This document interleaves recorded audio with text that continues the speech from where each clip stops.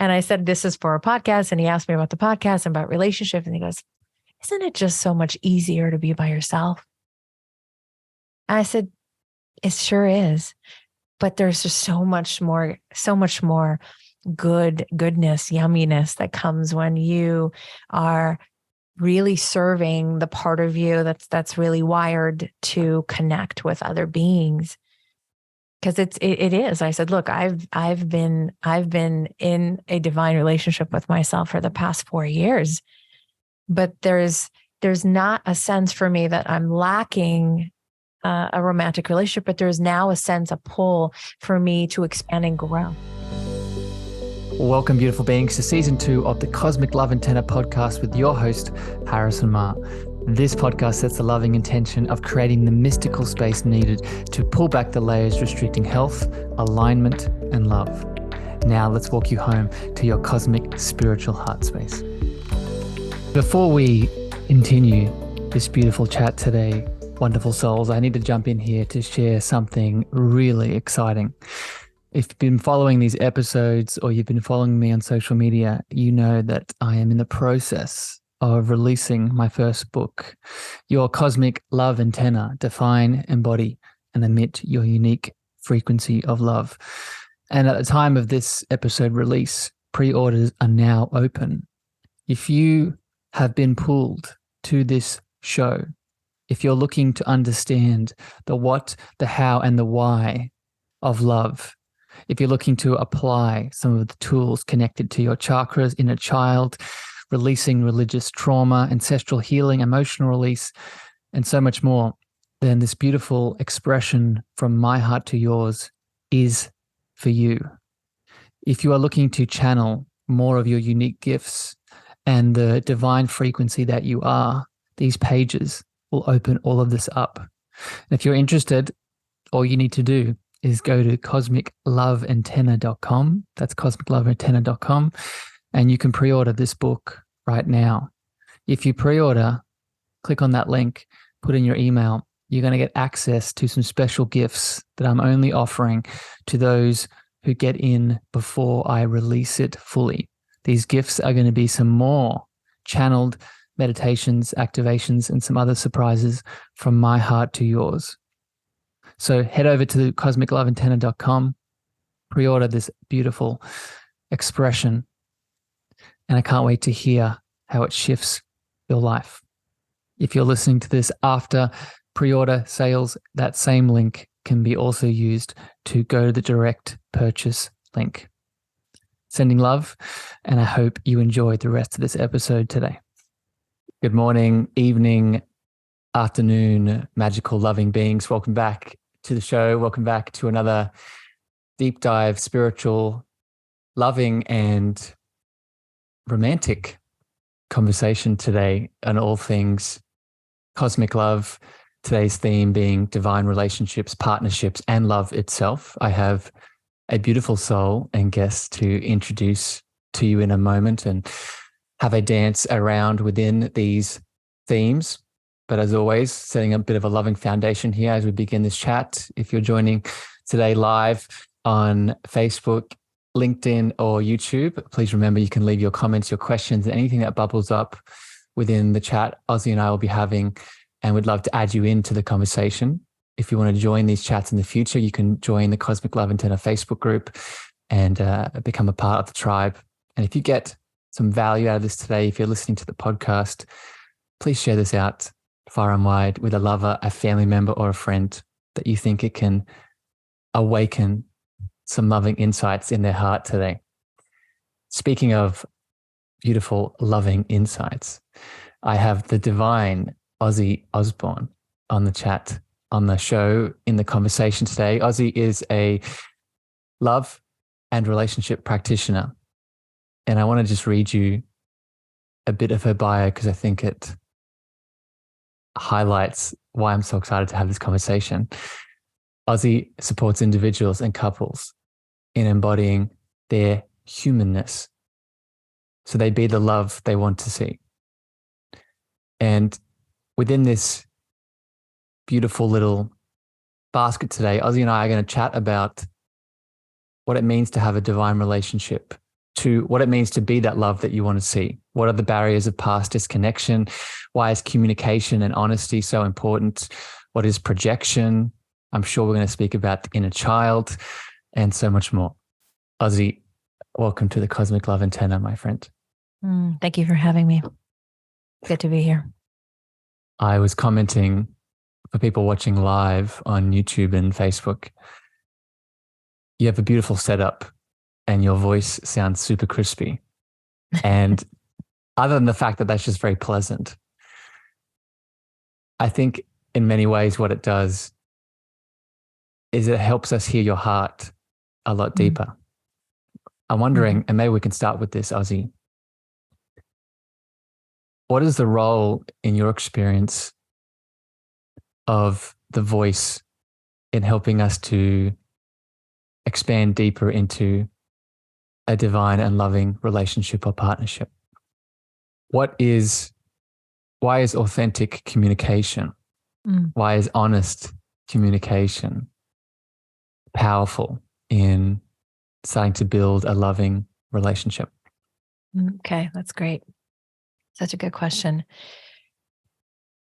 I would say that the reason why authentic communication is important and vital is that it invites us to be authentically ourselves. When we are authentically ourselves, we can attract more authentic beings, and we can really be with the truth of our heart. And sometimes the truth of our heart isn't very pleasant, not for us, not for someone else. But I think there's something really beautiful, just plain being honest about where you're at so that you can meet yourself where you're at and you can work with it. What if meeting yourself where you're at is difficult? And what I mean by that is, especially as a relationship begins, I know in my experience, that is very fertile ground for all of your shadows to come up, all of your past limitations and wounds. So what would you say to someone like me or anyone listening that wants to be authentic with their words and their communication, but they feel overwhelmed by a lot of their past stories, beliefs, and experiences that make them want to do the opposite, make them just want to shut down, make them just want to stay in their little box of safety? I would say it must be really cozy there. I don't know one human that doesn't experience the hardship of being completely where you're at and being present and being willing to share your heart. Part of this idea that is required within relationships, especially divine relationships, which are sacred relationships, is opening your heart. While it's hard, doing it anyway. And I always say baby steps. The overwhelm comes from you're going against your natural self, or so your state of being that you've created for yourself, because your natural state is actually quite beautiful and present and loving. And we've been conditioned and we've learned how to be everything but that. And it's our way of protecting our heart. So yes, of course, it's hard and it's mucky, it's crunchy, and it's not exactly a nice warm bath until you start to practice it, and then it becomes more and more. Again, it's that divine feeling, it's that alignment, it's that feeling of I've landed, I'm home, I'm here, I'm exactly where I need to be. And again, it takes practice, because for as long as you've been alive, you've learned the opposite of it, and so going against that, it's an unknown. So of course, more fears come along with that and prevents us from really sort of being in this state of true vulnerability and true intimacy. And I see this often with people, that intimacy is real, which is into me you see, the courage to be seen. As a human being, it's probably the hardest practice to get to. It's the hardest, but we're all practitioners.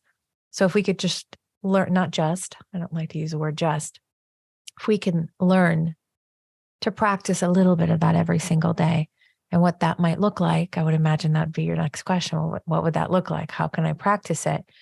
It's really finding moments It's finding pleasure in moments that allows you to experience this present moment, because there's nothing but pleasure in this very moment. Even if there's chaos outside, even if there are hardships, even if there's something that's going to meet you on the other side of that. If you could just practice a few moments. I think a big part of everything you just beautifully expressed is coming to the acceptance and the understanding that those crunchy moments, as you pointed out, are just as equally a part of why we are here as is the pleasurable bliss that we get to when we move through them.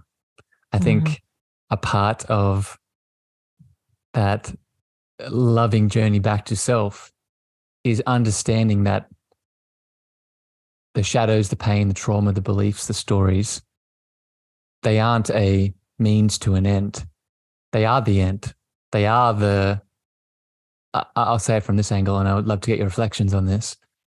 If we are, and we'll just go straight to the deepest place already, Ozzy, because I know you can go there. If we are love experiencing itself, or God experiencing itself, or the divine experiencing the divine, then the divine came here to experience all of itself. It didn't come here just to be in the bliss. It didn't come here just to be in the pleasure and the love. It wants to be in those things, but it also wants to be in the crunchiness. It also wants to be in the shit. It wants to be in that triggered fight or flight response, because that too gives it value. What are your thoughts on that? Yeah, I love how you said that. We're we're all observers, right, of our experiences. And you're right, it's not one or the other, it's both, right? You can't have light without darkness. You can't have good without bad. It's on the same coin. And so I truly believe we came here to have an experience. And for expansion, we have to go through the shadowing, the crunchy, the parts that we don't like, the hardships, the obstacles, the ups and the downs. And it's through those seasons that we become seasoned and we become more enlightened. Just comes to mind, right? There's a sense of enlightenment. That's exactly what it is. I think enlightenment is less of a destination, and it's more of a opportunity and a choice we get to open up to in any given moment, where we make that choice to move through it, right? I want to step back a little bit, Ozzy, and ask you another question here that is probably going to bring up some other aspects that we can dive into. And I just want to point out, Ali is a big fan of your crunchy moments. She loves it in the chat. So giving you some love there. Thanks, Ali. The question I want to ask you, Ozzy, is a big part of your work, from what I've heard from you, what you've expressed with me, is being the love we want to see.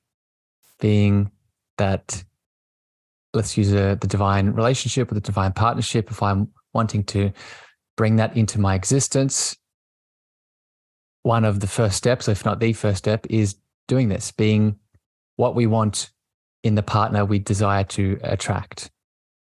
So I'm wondering if you can start to break down the importance of this.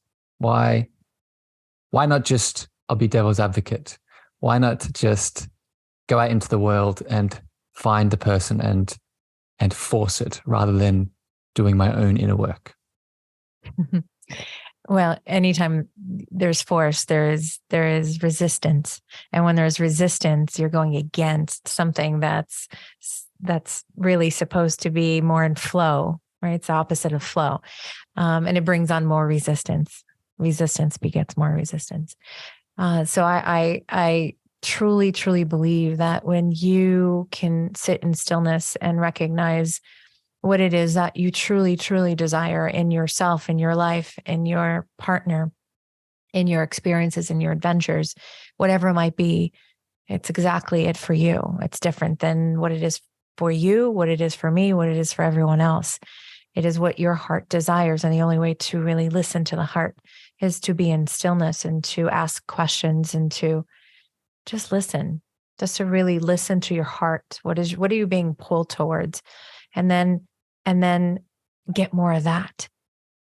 When you're seeking and you are focusing and you're forcing, there is an energy that is going to, again, create that resistance. Yeah. And you're most likely going to attract or magnetize something of similar like, and you're going to be a match for that.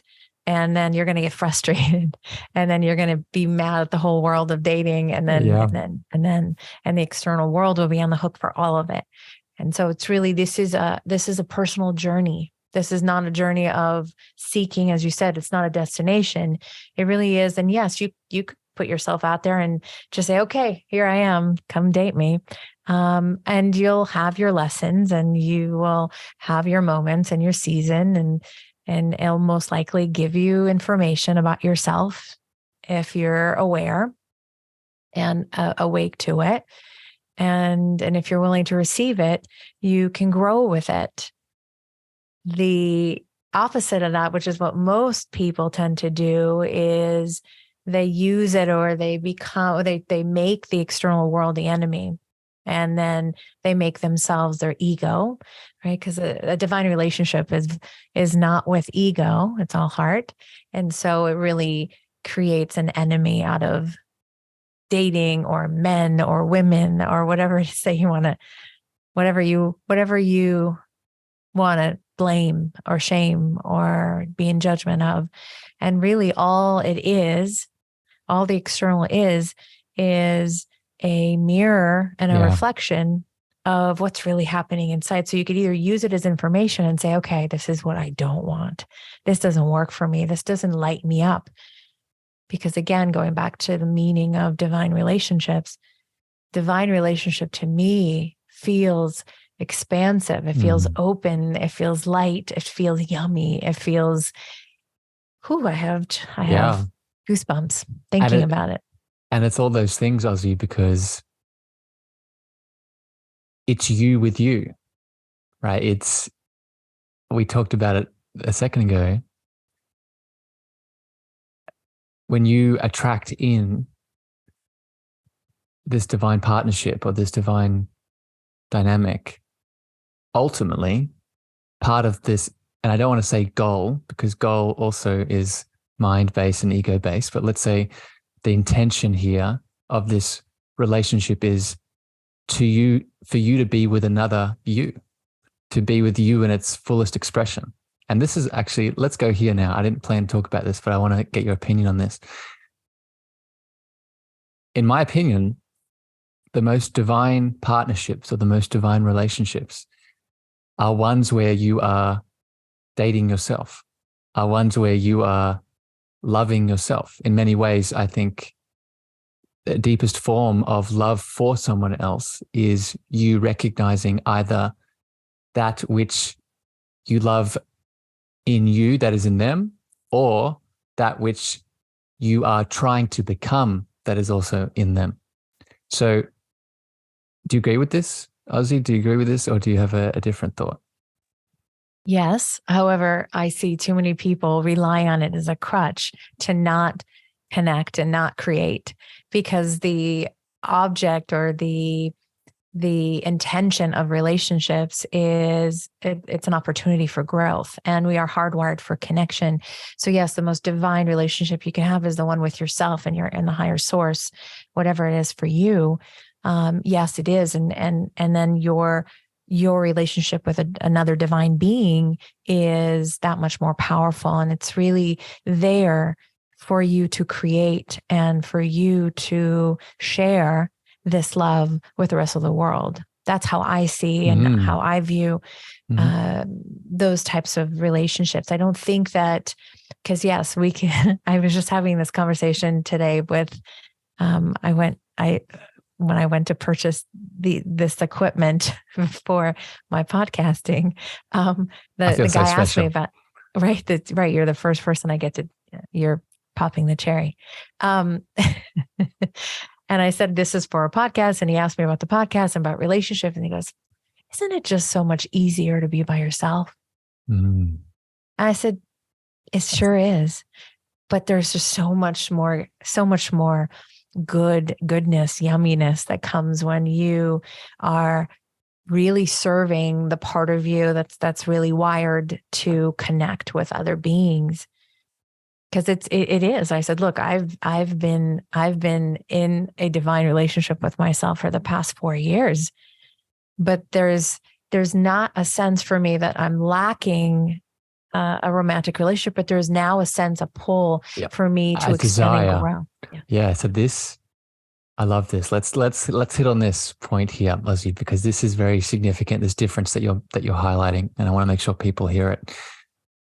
And I'm going to use my story as an example. I found myself in many of those relationships in the past of wanting to fill a hole inside of me that up to that point I was unable to do for myself, or unaware that I could do for myself, and was getting into relationships where now the other person was filling that space in a, would people be familiar with it, in a codependent dynamic, and led to a lot of hurt, pain, shadows, projection, all the things. So spending time going inwards, there comes a point, as you just highlighted, where when you go in to it for a certain amount of time, and this will be different for everyone, you get to a point where you can't help but want to share that, let's call it love, let's call it intimacy, let's call it pleasure, let's call it ecstasy. You can't help but have a natural desire to not just share it with family, friends, but your heart expands and is pulled to, that's now a relationship dynamic. But instead of filling a hole, it's two full cups coming together to create something more. So I'm wondering, is there anything more you want to add to these two very similar dynamics, but very different in the ultimate sort of scheme of things? I think you really hit the nail on the head. I think that it's you're great and divine on your own, but when you add another divine experience to that, there's just so much more. There's so much more you can do. There's so much more you can create. And I think that I want to just sort of go back to what you mentioned about filling the void. You're not alone in that. I think we've all on our journeys in one season or another have sought to fill what we feel we lack, because for me, it's the absence of connection. It's the absence of connection with our heart and connection with the divine. And when we aren't in practice of it, in consistent practice of it, not just here and there, right? It's like going to the gym. You're not going to get the results that you're looking for if you just show up once in a while. This is a daily practice of it. It's your spirituality. It really is your humanness. When we talk about becoming or getting in touch with our humanness, that's what it's about. It's about recognizing your divine self, your heart, your being. And when you can combine, and I talk a lot about the mind-heart coherence, when you can combine awareness, the knowing from the mind and the ego and the things that sort of you've been conditioned to think and feel and be, your personality, combined with your heart, which is pure, there is a sense of no longer being in lack. There's a sense, well, I no longer need to fill anything or fix anything. I now am who I am, flaws and all. And here I am. Yeah. And that takes a lot of courage. Yeah. And when there's two people together in that here I amness, I think that's pure magic. That is, in many ways, the divine relationship, the divine partnership that we're talking about here today, the divine love, right? It's another way that I describe it is we are beautiful, divine aspects of the whole that are a part of an connected collective that has a force of expansion. As you talked about earlier, that expansion is not just on an individual level, that expansion is on a collective level. So when you get two souls that have remembered their expansion, their baseline bliss, and then they're coming together, it's that same expansion on an individual level, but now it's doubled, right? So it's magic. It's pure creation in many ways. I want to take another detour here, or not a tangent, but another part of this, a pillar of all this.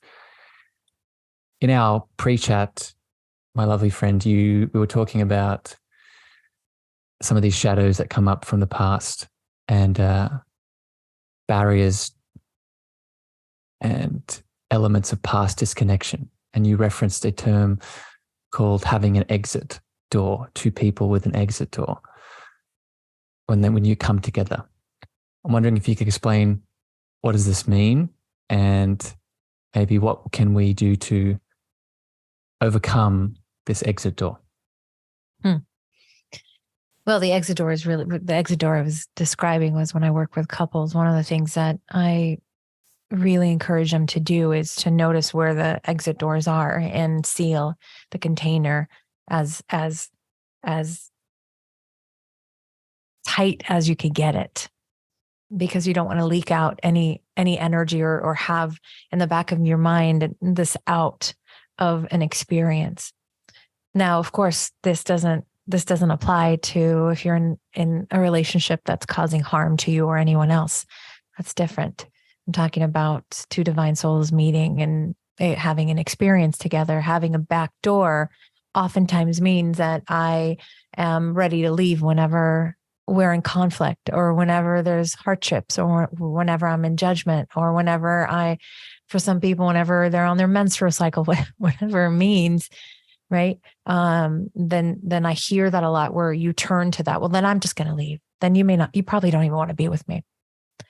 And it's just a protective measure that it's even in the words that people use to try to leave. Oftentimes it sounds very infantile. It's not coming from your adult self. It's coming from the child self, right? Mm-hmm. It's almost like a child throwing a fit. Fine, then I'm not going to be your friend. I think it's. So I guess what comes up from that, Ozzy, is because I can feel it in my own being as you're describing it. So you said seal the container and there's exit doors. What does that sealing practically look like in a dynamic? So 2 feet in. So it's really hard for me to be here, but I'm here to learn, and I'm practicing with you. Mm-hmm. Yeah, it's communicating. It's being in practice with noticing when you're feeling as though the exit door is an option, and verbalizing it, whether to your partner or to yourself. First to yourself, you want to be, this is the honesty, right? Oh God, this sucks. And explaining and talking about it, talking through it, either with yourself, with your loved ones, with your partner, whomever is a safe space for you to share that with. I think it's important. And again, being in a divine relationship with yourself and others doesn't mean it's void of hardships. It doesn't mean that it's always going to be rainbows and butterflies. In fact, it's quite the opposite. It's when you are aware, you are noticing everything. And so when you become the observer of your experience, well, now you could get a little more curious and you can play this game. I play this game with myself. I don't know if you had this when you were growing up. When I was growing up many years ago, there were a series of books called Choose Your Own Adventure. And in Choose Your Own Adventure, when you're opening Choose Your Own Adventure book, each chapter has you making a choice. And as you read the story, you can make a choice to either go to page 10 or go to page 15 or stay for the next chapter. And I see life this way too. I kind of play this game with myself when I get through, right? When you go through a chapter, you have a choice. How do I want to show up? Who am I being today? And where do I want to go? Mm. And when you can convince yourself, and maybe convincing is not the right word, but when you can get to allow, thank you, the allowance. Yep. When you can allow yourself to have choices, you're not sitting in this place where now you feel as though you have no choice. And then you feel like as though your freedom is robbed. And now everyone else is on the hook for why you feel the opposite of freedom. Yeah. Right. And so I think when you can, again, recognize it, communicate it, and give yourself a choice, now you go in a different direction. Yeah. I love it. That analogy, choose your own adventure. Such a long time I had that on my Facebook profile as how I saw life as well in many ways. But I'll just add to what you're saying here. I think it's choice. I agree with you, but I would add a little extra flair. I think it's a judgment-free choice. Whatever choice in the moment you feel like you need to make, I think we also need to be mindful that we remove all judgment around what that choice is. Because sometimes that choice isn't going to be pleasant. Sometimes that choice isn't going to be comfortable. Sometimes that choice is going to come with suppressed emotions, heavy guilt, heavy shame, heavy anger, heavy, so many. And it's so easy for us in that moment to then almost take back that choice with our own judgment around it. So I share this because I've noticed in my own relationship dynamics, holding space for not just the other partner, the other person to do this, but holding space for yourself to make these divine choices judgment-free and then seeing what happens. Because I think most of us, and I'd love to get your reflections on this, Ozzy, the reason that the communication isn't there, or the reason that the authentic expression isn't there, is because we're holding on to these judgments. We're either holding on to them or we keep placing them on the new choices we wish to make. Do you agree with that? Yes. And I'm also going to remind you and the listeners that being judgment free is also a very hard practice, because we are wired for judgment and mostly because it's our way of protecting ourselves. And so I think it's really. Do you think it's wired or programmed? I think it's both. I think that there's a few different kinds of judgments that we have. I think it's about being the observer of the judgment and making a choice from there, because I often feel like my first responder is judgment, because I know that I'm scared in the moment, or I know that I have a decision to make that's much bigger than I expected or anticipated. And so for me, when the judgment comes, it's what I do with the judgment that makes more of a difference than putting the pressure on myself to be judgment free. While I think it's a very novel idea for all of us, but I also think it's as a human being, it's a tall order. We could get there at some point, I think, but I also think that I think for me, it's more about grace and compassion. And when we notice and we observe that all of a sudden a judgment is deciding to show up, you invite we just those say, in. Yeah, hey, I see you. Not today. Yeah. I'm not interested in today. Thank you for showing up. I know you're scared. Yeah. And I'm going to do something different, but thank you. Yeah. Right. So you come with gratitude, you come with grace, and that to me feels a little bit more gentler. And I'll pivot here in saying that comes from my own practice of self-parenting. And it's what I also teach my clients. It's learning how to hone in a parental loving voice that is a little bit more gentle. You read my heart. So let's go into this, because what you just beautifully highlighted, I call that parental energy holding the child.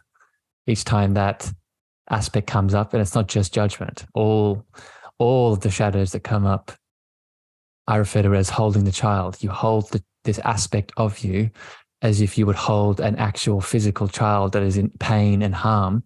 You don't hold it expecting it or pushing it to go a certain direction. You hold it from this space of not just grace, but unconditional love, right? And I want to come back to that, because I know you have thoughts on unconditional love. But let's hone in on the inner child work. And I'll stimulate this by asking the question, within this divine relationship, divine partnership conversation, what is the necessity for either the individuals to be doing their own inner child work and or the relationship dynamic to be doing inner child work together? What are your thoughts on this? 100% agree with you on doing the inner child work separately. I think together, unless you have a practitioner working with you on this, it gets a little dicey, because one of the things we see, one of the dynamics that we see in relationship is where the relationship becomes parental. One becomes a child and the other becomes a parent, and that kills polarity. That does not fuel the attraction that fuels romantic relationships. So we want to be mindful of that, because it is not your partner's job to be the parent that you need to heal with. It is your job to heal your relationship perception of that parent that might have let you down. And I think I believe that the reason why we have all this judgment, a lot of the conditioned judgment that we have, is most of our parents taught us judgment because of their own wounds. Of their own wounds, exactly. And so I think the parental voice we're used to is of judgment, is of harshness. It's the opposite of holding the baby and taking care of the baby. So in a romantic relationship, I do not recommend doing the inner child work together. I don't know if there are people out there that do teach that. It may work. In my line of work with my practice, I don't do this with my clients. I do individual parental work with them. And oftentimes it's even me stimulating a parent, a loving, kind parent, for them to experience this love, this divine love that they might not have experienced in their past. And this really helps them sort of feel into, oh, okay, I can do this. Do this for myself. Yeah. Mm-hmm. Yeah. So I think that's a really interesting point. And I think I tend to agree with you. I think it's possible, but as you said, there either has to be a practitioner or both parties have to be very consciously aware of their energetics, what they're projecting, what they're receiving. And it's interesting that you said getting the partner to maybe unconsciously at first feel that parental role is a killer of the energy. When we are in a unhealthy codependent relationship, that is what we're doing, right? That's unconsciously, before we start to heal these wounds, those are the types of partners we're bringing into our world, right? We are attracting in partners that we are unconsciously putting in the role of the caregiver that we had an unhealthy attachment with. And until we do, as you said, that inner reparenting work for ourselves, as Jung says, the unconscious will continue to project into the outside world, and we will call it fate, right? We will call it fate in the partners that we end up attracting. So yeah. I just want to make sure everyone heard that, because it's a very, very clear distinction, right? Anything you want to add to that? Yeah, I think, and I should have asked you to expand on what you meant by doing child work with a partner. So I'll ask you, I'll throw it back to you and ask, what does that look like for you when you ask that question? Well, I'm yet to do this with a partner well, that's not true. I've tested it out. And I guess what it looks like when I think of it looking balanced and it looking very energetically, consciously and energetically aware, it's two people holding a container for themselves, two people holding a container for each other, and acknowledging the needs that need to be met, right? In many ways, I see inner child work as talking to that little inner being inside of you and asking, what do they need? What was left undone? And then you as the reparent meeting that need. But then in a couple, I think in many ways it looks like showing examples of what that looks like and not getting them to feel that need, but showing the partner, showing the other person in the relationship what it may look like to, for example, touch oneself, right, in a very caressing way, or hold oneself so that person can cry and release. So I think in many ways it's a mirror. A two people in a divine relationship doing inner child work is holding up a mirror for each other. How does that resonate with you, Ozzy? Yeah, I think it's important for you to understand your partner's nuances, your partner's triggers, your partner's traumas. I think it's important so that you could hold space and you can notice at a time when they're when their inner child is acting out and wanting attention or needing a certain something. Your job is not to be to step in as dad and say, okay, I'm going to take care of you. Right. Your job really is to be in your divine masculine energy and just be. Your presence is enough without needing to be or partake in their parent, their and your inner child work will play out. But it is not your job to fill the role as dad or fill the role as mom or fill the role of whatever caretaker you grew up with or that you need. Your job is simply to be you and remind your partner, I'm here. I got you. Right? And that's not mom or dad. That's just, I'm your partner. Yeah. Right? So yes, it is supporting the container and also not necessarily also guiding and leading in a way and giving direction for the inner child to come back into her beautiful goddess self, into her or him, into his God self, right? And just reminding, even you could do that with your energy, with your groundedness, that could just be enough. And I think really what we seek in relationships in certain moments, and there are moments, sometimes we're very creative together and sometimes we're adventurous and then sometimes we're bratty, right? There's something we need. The inner child part of us needs something. And so as the one adult in that moment can kind of step in and just say, what do you need? How can I support you? Yeah. As I'm listening to you speak all of this, it highlights a very important understanding we need to accept about ourselves. And I'm sure you've come to this acknowledgement in yourself, Ozzy, and I have, but I want to make sure people listening in really see this. As we go deeper into our awakening, coming back to our source, our spiritual love, our cosmic love antenna, one of the symptoms of all that is we become more sensitive. We become more attuned to not just the outside world, but we also become more attuned to our inner world. And as I'm hearing you speak about all these beautiful nuances of just this inner child example within a divine relationship, none of that would be possible if you shut down your sensitivities.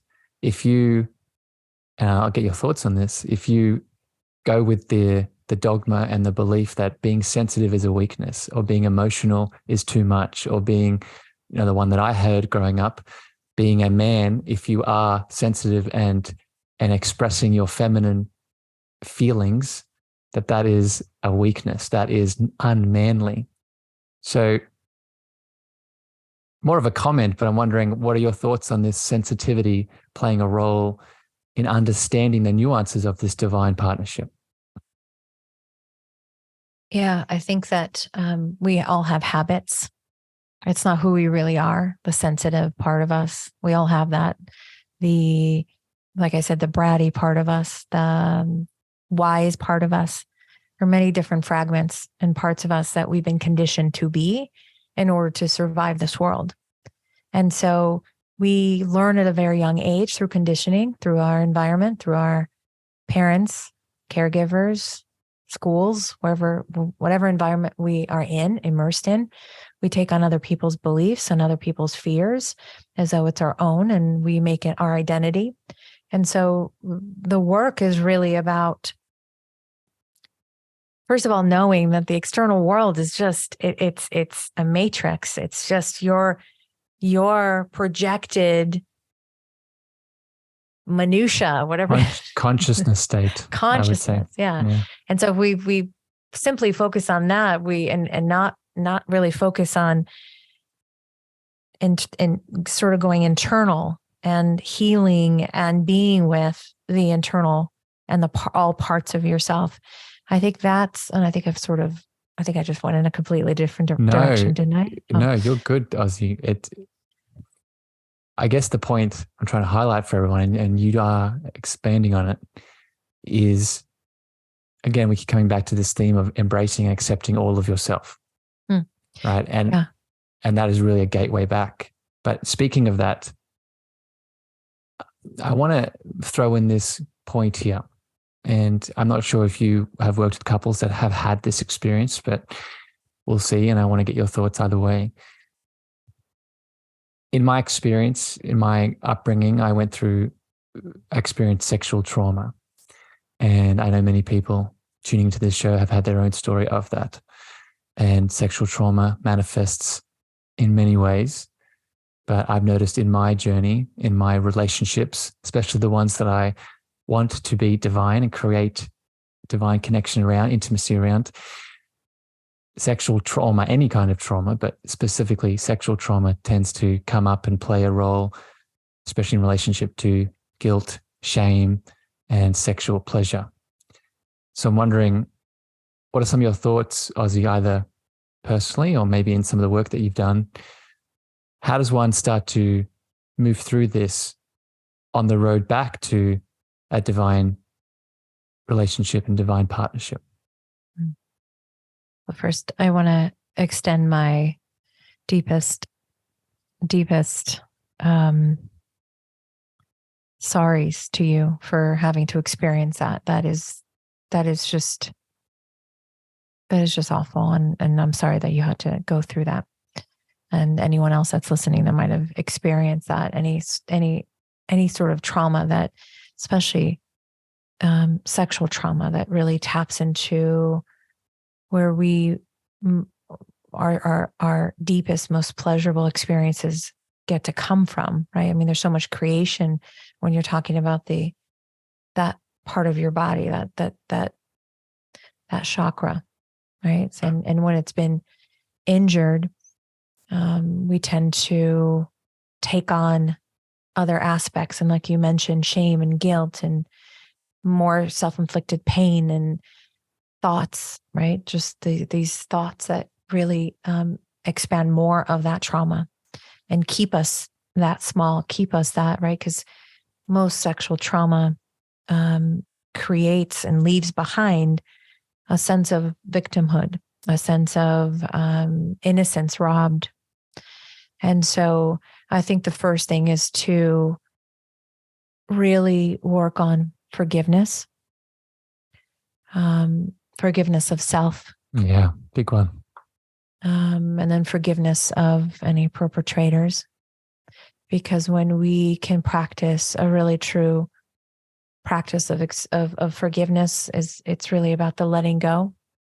It's not about the forgetting, but it's really about the letting go and taking back your power, because without it, it's very hard to expand. It's very hard to find the courage to step into a relationship and trust that something isn't going to be taken from you. So I think it's important for us to start there. Mm-hmm. And when you start to first speak it out loud, then you start to separate it from you so that it's no longer your identity. It's not what you walk around with.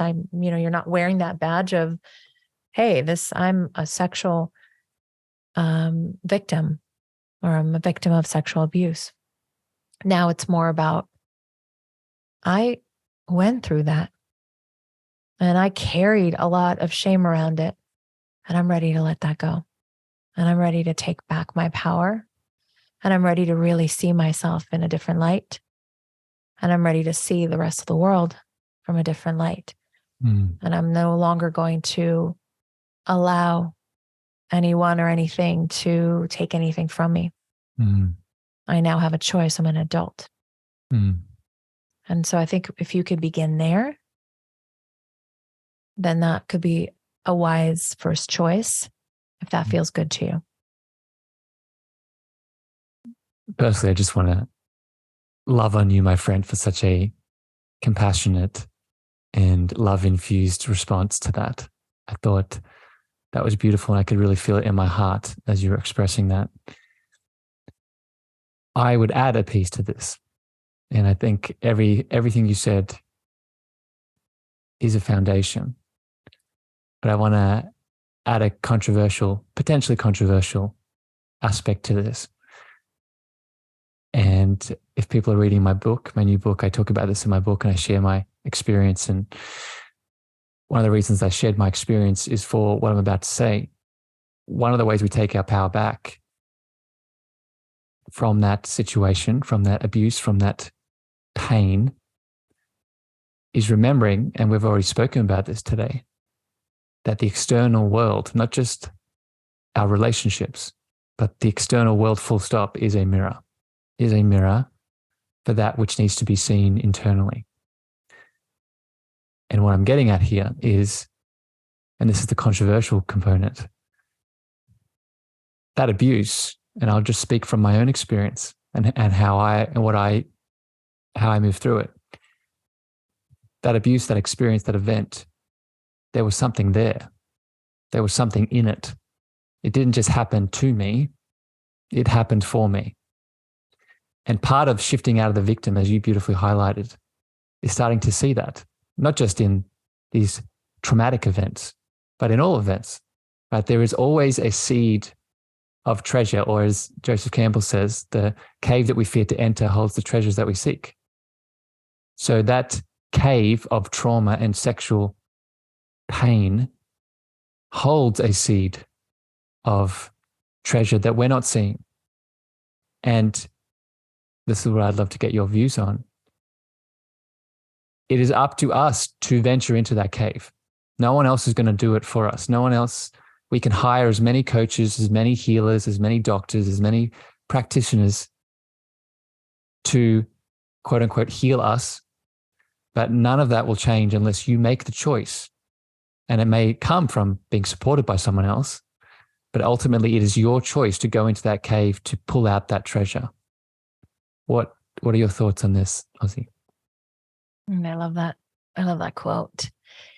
Yeah, it is our job to go in there, and I myself was not I did not experience sexual abuse. I did experience abuse from my mom. And so carrying that to my adult life as I was going through my own transformation. That's one of the things that I learned too. It didn't happen to me, it happened for me. And it took a while to get there. It's something that's not very easy to tell someone who experienced some pretty awful trauma. But when you get to it and you get to understand, it helps you separate from it, and it helps you create a new identity. And when you could create a new identity, and you could come to terms with, okay, it is my job to enter this cave. It is my job to see these shadows. It is my job to hold space and allow for this to be for me. Because if I don't allow it to be for me, it will always be to me. And then I am now the victim of everything. And then I will keep everyone on the hook for that for the rest of my life, because then someone has to pay for it. So now we make other partners or other relationships, we give the role of that perpetrator to them. And that's something that we see often in relationships, is that people will give that role of reject. And then reject and expect right? The expectation is that you get to pay for what you did for me, right? And then now it becomes someone else's responsibility. And when it becomes someone else's responsibility, that person doesn't know how to handle it or what to do with it. So I think, again, going back to what you said, you are the only person that could enter that cave and receive that treasure. And it's mucky and it's crunchy. I'm saying that word a lot today. Yeah, I'm craving it. some crunchiness. And It's beautiful. I'm going to remind you today and every day that we can do hard things.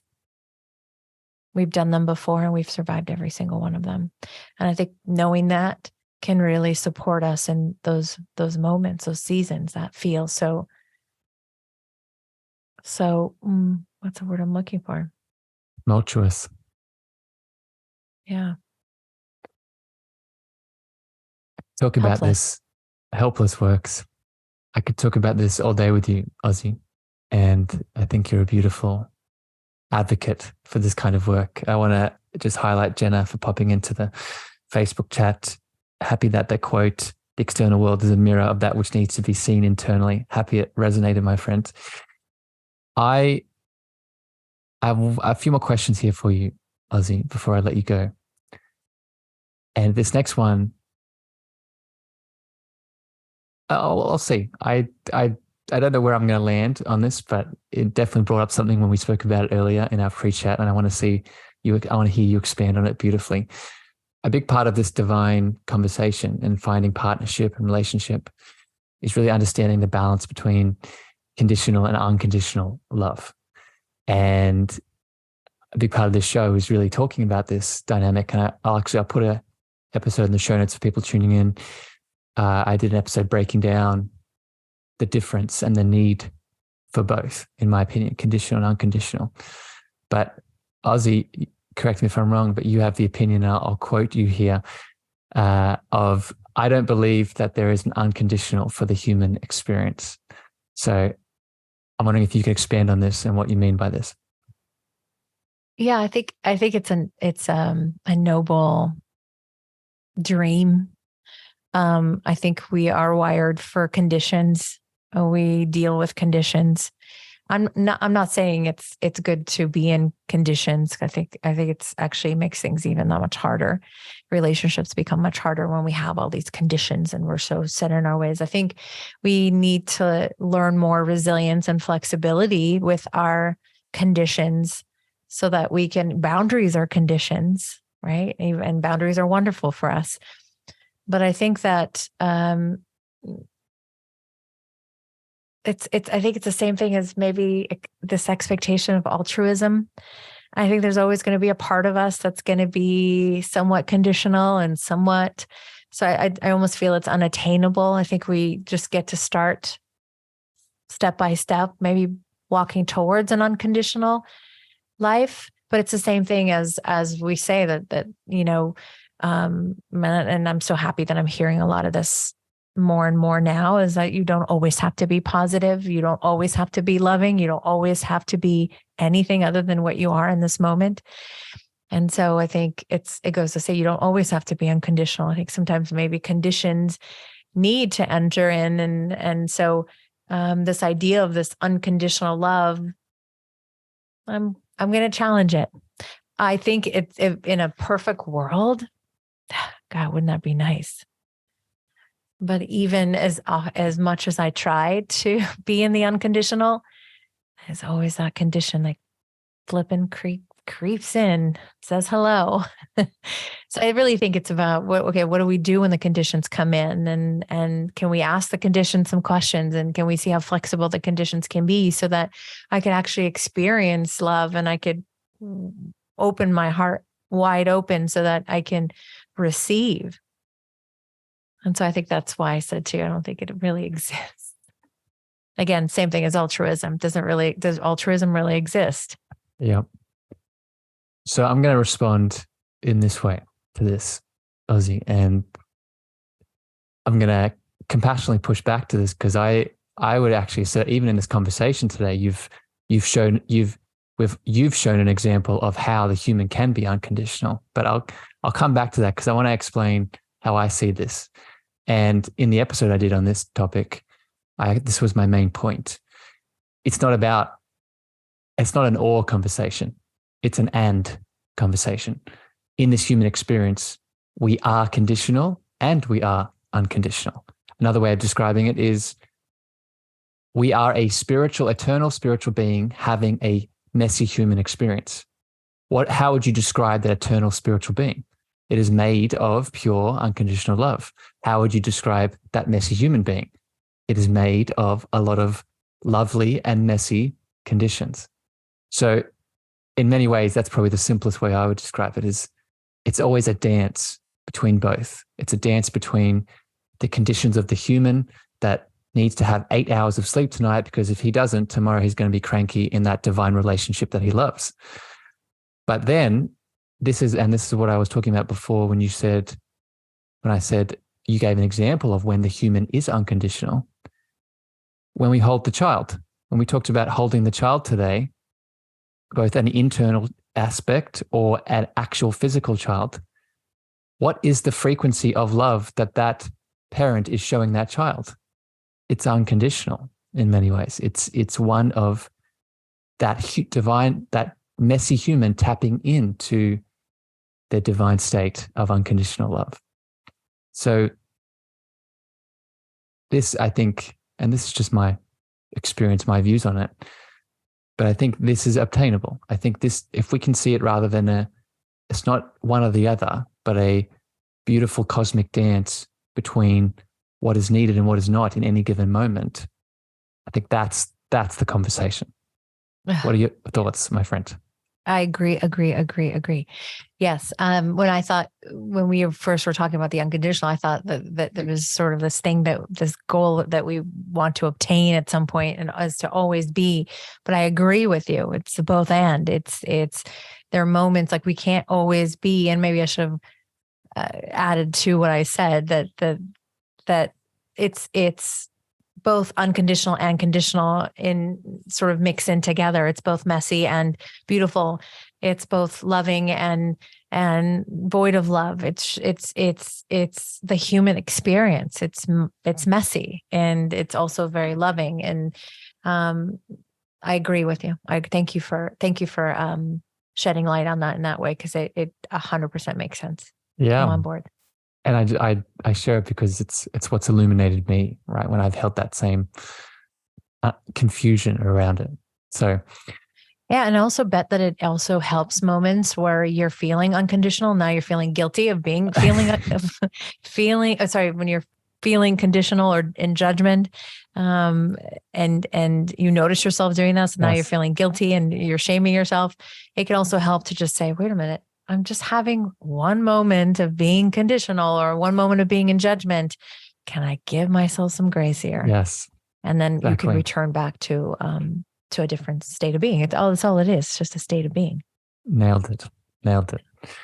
Ozzy, I love you very much. I really enjoyed this flow today. It was a beautiful dance as expected. I have one more question for you before I let you go. But before I get to that, I do want to give you the opportunity now for people that have either tuned in live. Currently, I see you there, Jenna, there holding space. Or if you're listening to this podcast as the replay, as the episode, and you've connected to Ozzy and her light and her love, is there anything you want to share in terms of your work in the world, my friend? I know you do coaching. What does all of that look like? Yeah. So currently I offer one-on-one coaching, working on doing some group coaching and some courses as well as workshops. I also being guests on different podcasts and now with my lovely high-end equipment. Yep. And I'm on Instagram oftentimes creating content to share with the world so that I don't like to hang on to my learnings. I like to share. And so for me, it's always about, one of the things I often say in my lives is, can you consider this? That's always about offering considerations for a different outlook, just like you did with me today. Because when we learn how to be flexible, we're less resilient, or we're more resilient. We're less resistant, and we can be more in the receiving. For people tuning in, I'll put all of Ozzy's connections, her website, her social media handle in the show notes, so you can just click on them, go straight to there. What is your website, just for people that, just in case they don't click it? What's your website, Ozzy, for people that want more information? A small reflection of an old part of me. It needs a lot of updating. It's www.ozzyosborne.com. And Ozzy is OZZIEOSBORNE.com. And I do get a lot of questions about my name. And I love how you lean into it and embrace it fully. Ozzy, my last question here for you today as we wrap up. This is the Cosmic Love Antenna. And a big theme of it, as we've danced around today, is really understanding what love is at its deepest of levels. So I'm wondering, in your own personal world, in your own dimension of consciousness, how do you define that love word personally? I define it as not a thing and not a destination. I define it as our essence. That's who we are at the soul. We're born into love and we leave with love. And so it's not something I get to attain. It's something I get to open to. And it's an everyday choice and reminder, really. Something I get to open to. It was never gone and never lost. But we have to make that powerful choice in the end, right? Yeah. Ozzy, thank you for your presence and your beautiful smile and your lovely, pretty mic today. For all the people tuning in to the show, we hope this brought you value, guidance, and love. If you joined live, please remember to leave any comments, extra questions that we can see later. I know Ozzy will probably jump into the chat and respond if anything came up. If you're listening to this on the podcast player, please share this out far and wide. Leave any comments in reviews. But regardless, we send you love, we send you light. Until next time here on the show, we'll see you again very soon. Bye, everyone. Thank you for listening to the Cosmic Love Antenna with me, your host, Harrison. If you gained value or this episode hit your heart, please remember to share this out with a friend, a family member, or a lover. You can also leave your love over on Apple reviews and Spotify star feedback, and this helps me spread my frequency to more souls in need. Finally, if you want to connect with me deeper, want to reach out, interested in coaching, please follow me on Facebook, Instagram, TikTok, and LinkedIn at Harrison Meagher, spelled Meagher. Sending you so much love.